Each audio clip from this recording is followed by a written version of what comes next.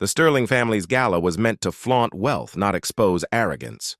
Laughter filled the ballroom until Evelyn Cross walked in, quiet, confident, unnoticed. Within minutes, she was mocked, mistaken for staff, and told to use the service door. Every camera caught it.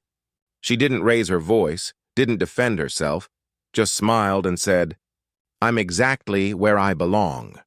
What no one in that glittering room knew was this. The woman they humiliated was the CEO controlling their $5.3 billion fortune. The Sterling mansion glittered under chandeliers and false laughter, a monument to inherited arrogance. Waiters moved quietly through the crowd, careful not to draw attention. Power filled the air like expensive perfume.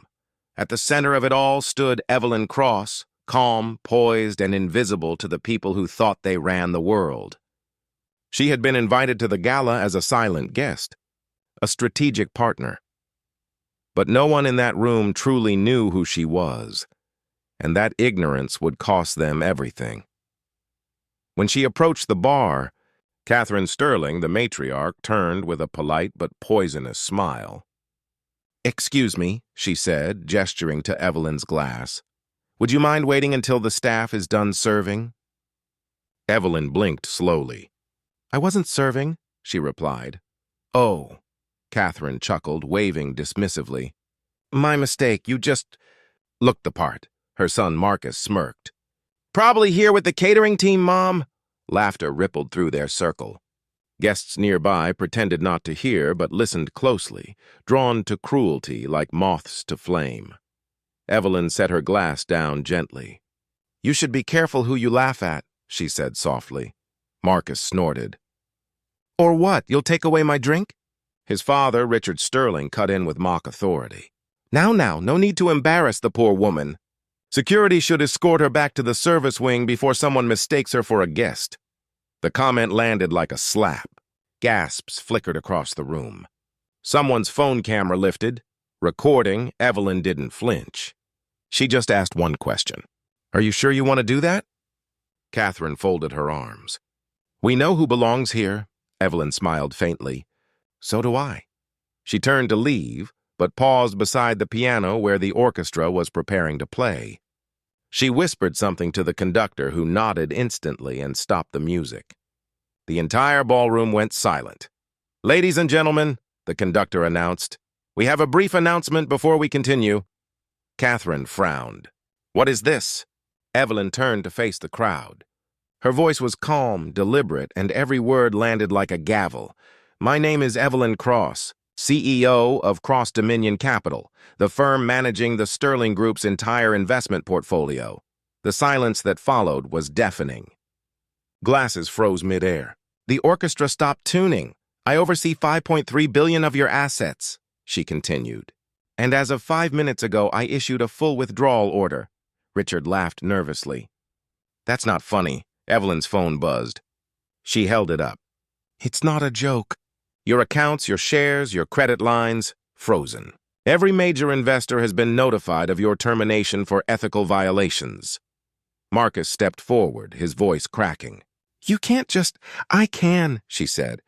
"And I did." Reporters scrambled for position. Flashbulbs exploded. Catherine's face drained of color as she hissed, "This is outrageous!" Evelyn tilted her head. "No, this is accountability. Outrage was what you did 10 minutes ago when you humiliated me in public for existing in a space you thought was yours." She took a step closer. "I built your growth strategy, Catherine. I doubled your holdings last quarter. And I was going to hand you a contract renewal tonight worth another $1.2 billion. Richard tried to speak, but she cut him off with surgical calm. "That deal is gone. The partners have already reallocated your funds to small, diverse business coalitions. The empire you mocked people to build will now serve those you refuse to respect." Gasps rippled through the guests. Catherine's voice trembled. "You can't just ruin our family." Evelyn's tone was ice. "I didn't ruin you. You did that the moment you decided your pride was more valuable than your partners." A security guard approached. "Ms. Cross, should we escort anyone out?" Evelyn smiled. "No need. They'll be escorted out of their own companies soon enough." The conductor quietly resumed the music, but the tone had shifted. What had begun as a celebration had turned into a requiem. As Evelyn walked toward the exit, Richard called out, desperate, "Please, we can fix this." "I'll apologize." She turned back, her voice steady.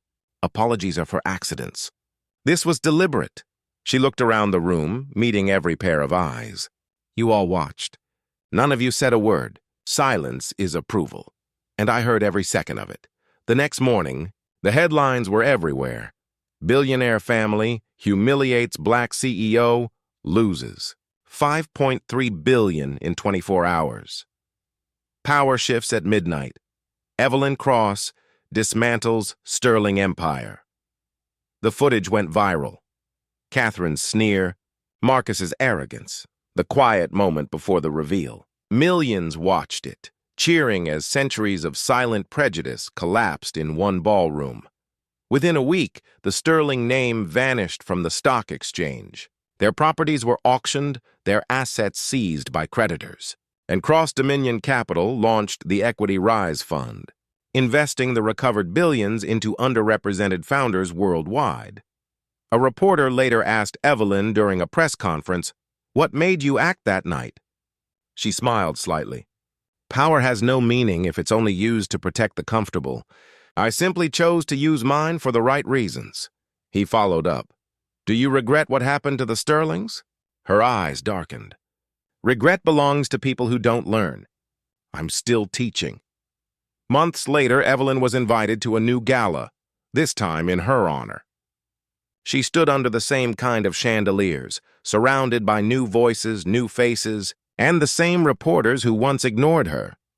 A young entrepreneur approached and whispered, "How did you stay calm that night?" Evelyn smiled. "Because I knew the truth. I didn't walk into their world. They walked into mine." The orchestra played softly again, and as the crowd applauded her name, Evelyn Cross lifted her glass and said, "To every room that once shut its doors, may they never open the same way again." And with that, the woman they once mocked became the legend they could never erase.